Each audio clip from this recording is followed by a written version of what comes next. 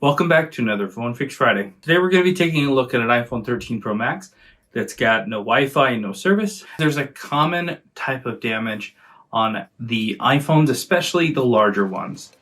So let's get into the video.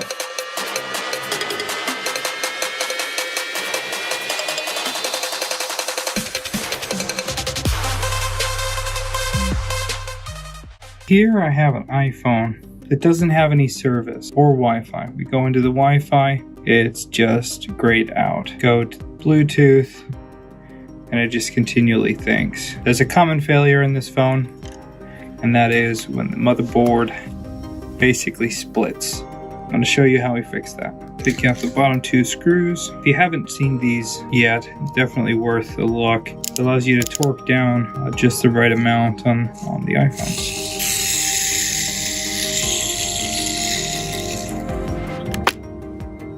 Pop the screen off.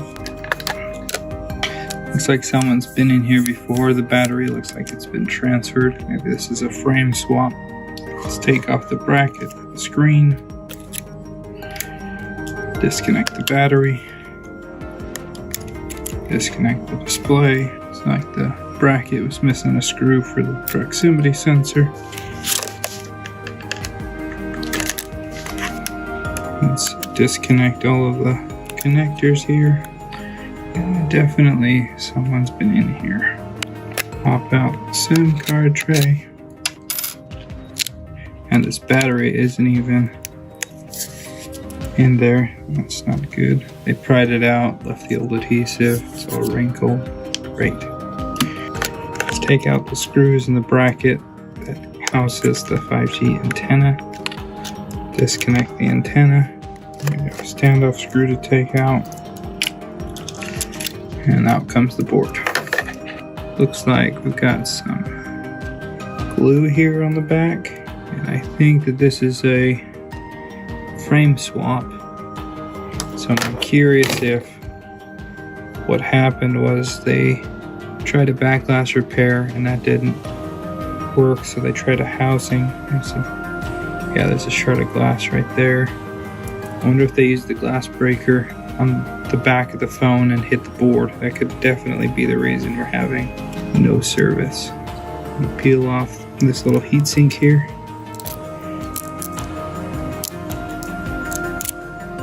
And sometimes if you hit the light just right, you'll see an impact mark.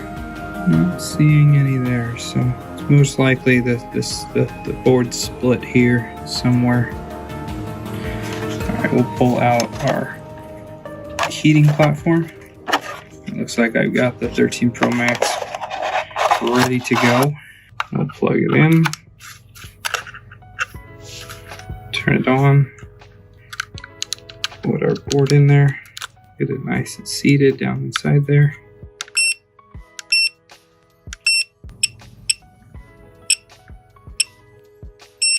We'll start the heating process. Now that we're up to temperature, we come in gently.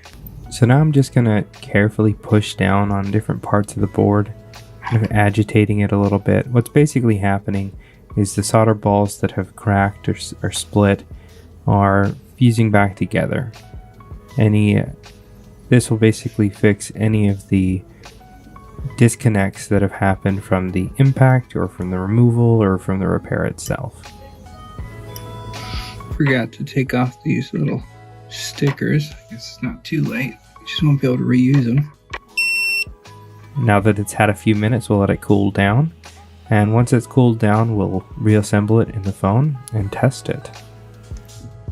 Alright, so after that quick reflow, where we just kind of agitated the board a little bit, a lot of the time that's all that it takes. Sometimes you actually have to go in and separate the board entirely and fix pulled pads and things like that, but it's always worth heating it up, letting it cool down after agitating it just to check. So here I've got it installed back inside. We'll go ahead and turn it on. We'll wait for it to boot up and then we'll test it and see, do we have Wi-Fi, Bluetooth, service back? Hopefully we do. All right, let's take a look. So now we can go and check out our Wi-Fi. It's green now. and you can see, we can definitely see Wi-Fi, Bluetooth, everything's there once again. All right, let's just check and see. Let me get the IMEI information. So yeah, service is back. It's not always that simple, but a good portion of the time it is. Something to note, if the Wi-Fi and the Bluetooth still aren't working after a reflow, that means that there is most likely pad damage between the sandwich boards, or it could be something more serious like damage to the baseband. I've made a video covering how to fix the pads. I think it was back in April. So if you find yourself in need of knowing how to do that, go and watch that video. But as for this device, you can see that it's working once again. We have Wi-Fi, it recognizes the serial number, we got service. This one's all fixed and good to go. If you have any questions, leave them in the comments below. Or if there's something that you'd like to see in a future video, let me know as well. Thanks a ton for watching. We'll see you in the next video.